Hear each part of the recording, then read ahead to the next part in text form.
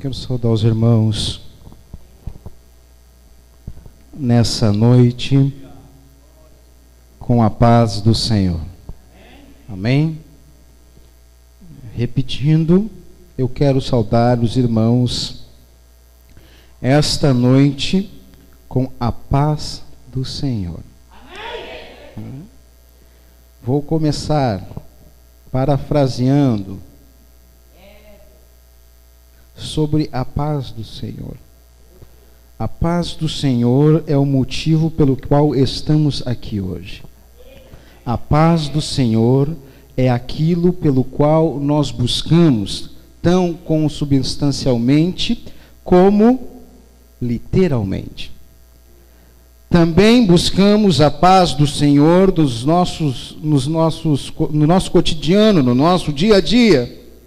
Buscamos também a paz do Senhor para podermos também entender a palavra do Senhor e da maneira que devemos aplicá-la ao nosso dia a dia.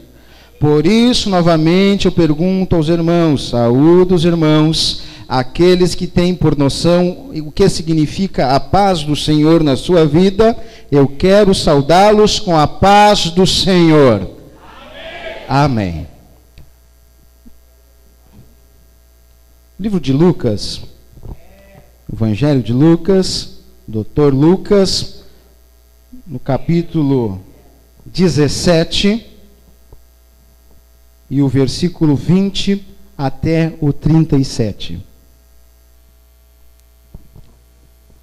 Vamos falar sobre a natureza do reino de Deus. Vamos aqui falar sobre a natureza do reino de Deus.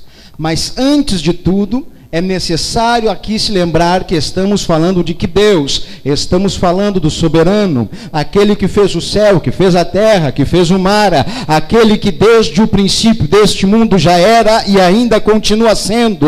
Eu quero falar sobre o nosso Deus, o nosso Todo-Poderoso, mas antes de adentrarmos as Santas Escrituras, as Santas Palavras, ao qual vamos aqui não só ver, não só ler, mas também espiritualizar e adentrar dentro das portas celestiais, e vamos entender o qual motivo de existir o reino de Deus aqui na terra, e pelo motivo de estarmos e sermos criados também para adorar, e assim fazer aqui nesta noite, de maneira tal que você venha sentir e estar inserido dentro do reino do Senhor Deus.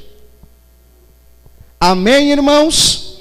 Então eu peço para que você se coloque em pé por um breve momento. Vamos ler do capítulo 20 até o 37.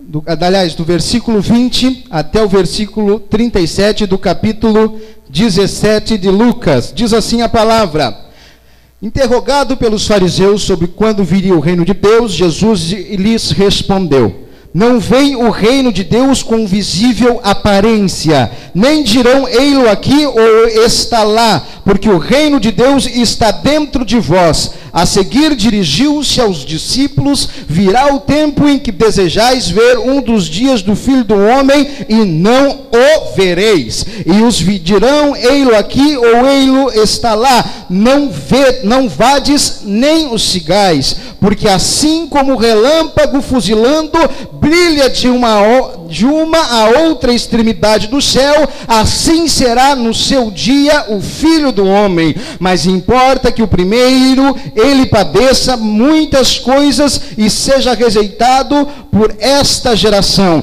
Assim como foi nos dias de Noé, será também nos dias do Filho do Homem. Comiam, bebiam, casavam e davam-se em casamento, até o dia em que Noé entrou na arca e veio o dilúvio e destruiu a todos. O mesmo aconteceu nos dias de Ló: comiam, bebiam, compravam, vendiam, plantavam e edificavam. Mas no dia em que Ló saiu de Sodoma, choveu do céu fogo e enxofre e destruiu a todos. Assim será no dia em que o Filho do Homem se manifestar, naquele dia que estiver no eirado e estiver os seus bens em casa, não desça para tirá-los, e de igual modo quem estiver no campo não volte para trás. Lembrai-vos da mulher de Ló: quem quiser preservar a sua vida perdê-la-á, e quem perder de fato a salvará. Digo-vos que naquela noite 2 estarão numa cama, um será tomado e o outro deixado. 2 mulheres estarão juntas moendo, uma será tomada e deixada a outra. 2 estarão no campo, um será tomado e o outro deixado. Então lhes perguntaram: onde será isso, Senhora? Respondeu-lhes: onde estiver corpo, aí se ajuntarão os abutres. Podeis sentar. Aliás, fiquem em pé, meus irmãos. Antes de entrarmos na palavra, por favor, irmão Israel, vamos estar louvando um hino que fala sobre o trono do Senhor e fala que Ele é poderoso. Por isso, fecha os teus olhos agora. Fecha os teus olhos agora.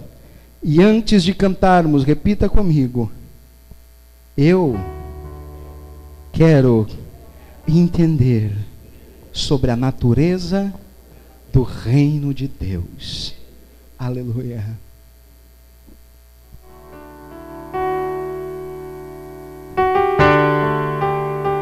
Poderoso Deus. Quantos creem no poderoso Deus?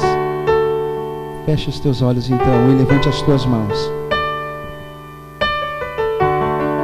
Ao que está sentado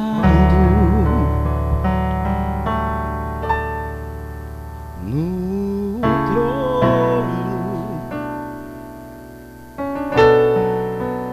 e ao Cordeiro seja o louvor, seja a honra, seja a glória, seja o domínio dos séculos dos séculos. Seja a honra, seja a glória, seja o domínio dos séculos dos séculos. Poderoso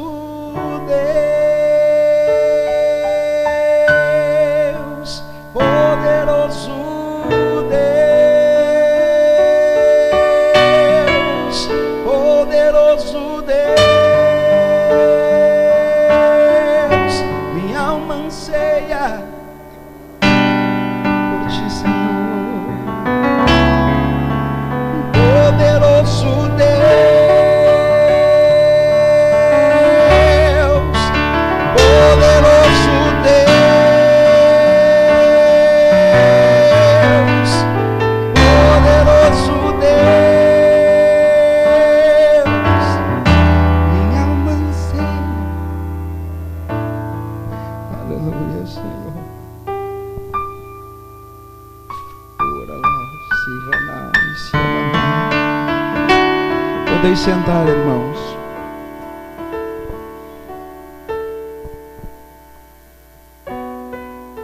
Jesus, como sempre, falando da palavra, comentando a respeito das coisas do céu, se deparou com um questionamento. Que questionamento é esse?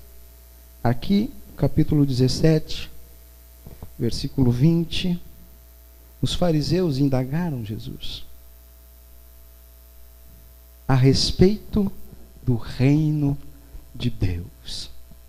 Se Jesus era filho de Deus, eles queriam saber, queriam compreender como o rei dos judeus não viera de forma acentuada, pomposa, Porque os judeus queriam que o Filho de Deus viesse, quem sabe um cavalo branco, com uma espada levantada, com uma coroa já pronta em sua cabeça, admirado por todos, quem sabe já sentado em um trono de ouro, com cetro real em suas mãos, sobre ele o poder político, sobre ele o poder governamental, e sobre ele a autoridade de Deus.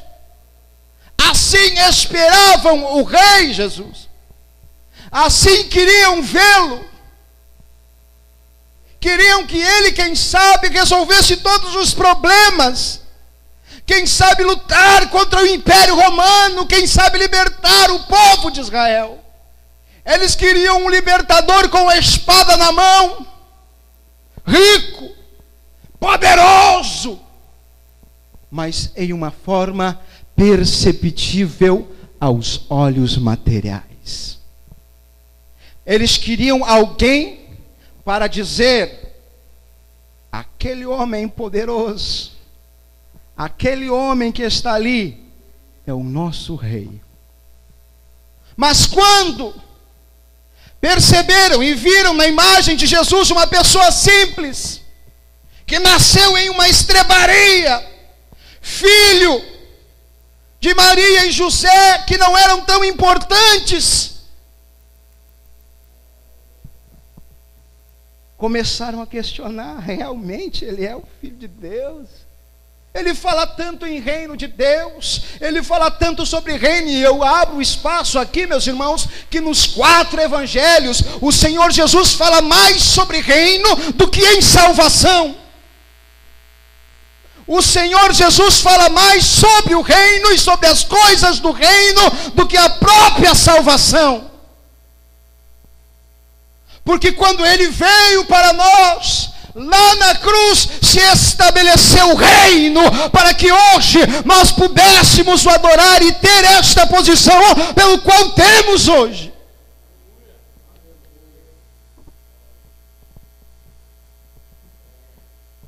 Os judeus, meus irmãos, eles esperavam um reino material. Mas Jesus veio apresentando o reino espiritual. Ontem eu conversava e falava que o principal erro é espiritualizar o material e materializar o espiritual. Se o reino que nos foi apresentado é espiritual, vamos seguir a linha espiritual. Só que aqueles homens que perguntaram a Jesus não entendiam, porque quando Jesus falou: este reino já está entre vós, não era a vinda de Jesus que ia estabelecer o reino, até porque Deus já existe. Até porque Deus já existe, Ele é soberano, e a natureza do reino, ela é de Deus. Em Mateus, no capítulo 3, versículo 2, a gente vê a chegada do reino por intermédio de Jesus. Mateus capítulo 3, versículo 2 diz o seguinte: a chegada de Deus, a chegada do reino de Deus através de Jesus. Diz assim a palavra de Deus: e dizendo: arrependei-vos, porque é chegado o reino dos céus. Mateus capítulo 3, versículo 2: arrependei-vos, porque é chegado o reino dos céus. Você pode repetir comigo? Arrependei-vos, porque é chegado o reino dos céus. Aleluia. Você chegar para um povo que está esperando, né, uma pessoa importante, que está esperando um exímio soldado, porque é o que queriam que Jesus fosse um Davi, um rei Davi. Mas não se esqueçam que Davi não pôde desfrutar de muitas coisas celestiais, porque também foi um rei sanguinário.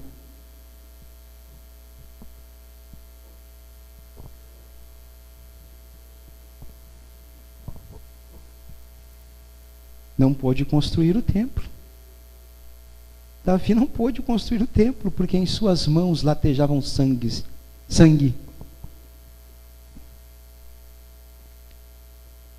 E os judeus queriam, quem sabe, um rei, como o rei Davi, com espada na mão, com autoridade militar, que quando empunhasse a espada e apontasse, vamos, o povo seguisse. Mas não veio Davi. Não veio Davi. João Batista pregava que com a chegada de Jesus, o reino de Deus chegava. Jesus dizia: se o Espírito de Deus está agindo, então já é chegado o reino de Deus. Mateus capítulo 12, versículo 28, mas se eu expulso os demônios pelo Espírito de Deus, é conseguintemente chegado a vós o reino de Deus.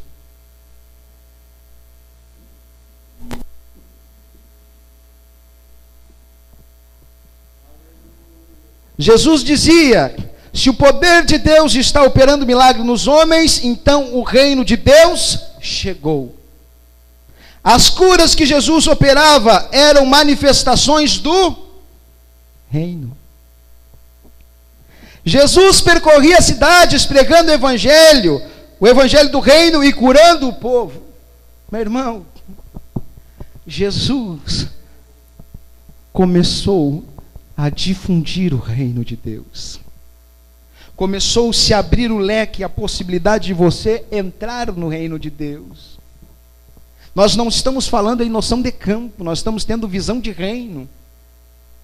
Campo é uma coisa mais restrita, nós estamos falando de reino, e quando falamos de reino ainda estamos falando não do material, estamos falando do reino espiritual.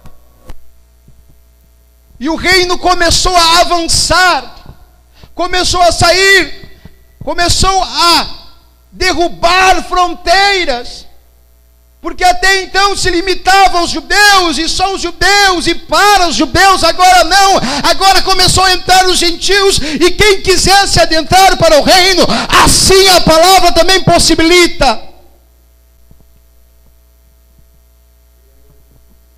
Digo-vos, que aqui no capítulo 17 até o 37, do capítulo 17, aliás, e o versículo 20 até o 37, está também falando, e não podemos esquecer da real sutileza da palavra neste momento, que aqui também está falando sobre a segunda vinda do Senhor Jesus. Jesus está voltando, irmão. Qual reino você está? Qual reino, qual natureza você quer conhecer? Eu quero ser do reino do Senhor Deus. Eu quero ser do reino de Deus. Quero participar das coisas do céu. Não importa o que eu tenha que entregar, o que eu tenha que deixar para trás, meu irmão, aquilo que ficou para trás não volte para pegar, deixa. Olha, a mulher de Ló diz a palavra, ela voltou os seus olhos para a cidade e ficou petrificada, se transformou em uma pedra de sal. Eu quero dizer, meu irmão, não olha para trás, temos que avançar, temos que marchar, a vinda do Senhor se aproxima, vamos descobrir, tentar entender as coisas de Deus, procure mais de Deus, entenda mais de Deus, meu irmão, procure de Cristo, entenda o Espírito Santo, mas não te milite a ficar sentado e só ouvindo, mas procure ler a palavra, entender a palavra, compreender e dignificar aquele que é e que sempre será autor e consumadora das nossas vidas, pelo qual, pelo seu pandiastia manaia, por intermédio do seu Filho, hoje estamos aqui para agradecer este lindo ato. Este lindo ato pelo qual podemos agradecer a Deus, porque se não fosse isso, nós não estaríamos aqui hoje.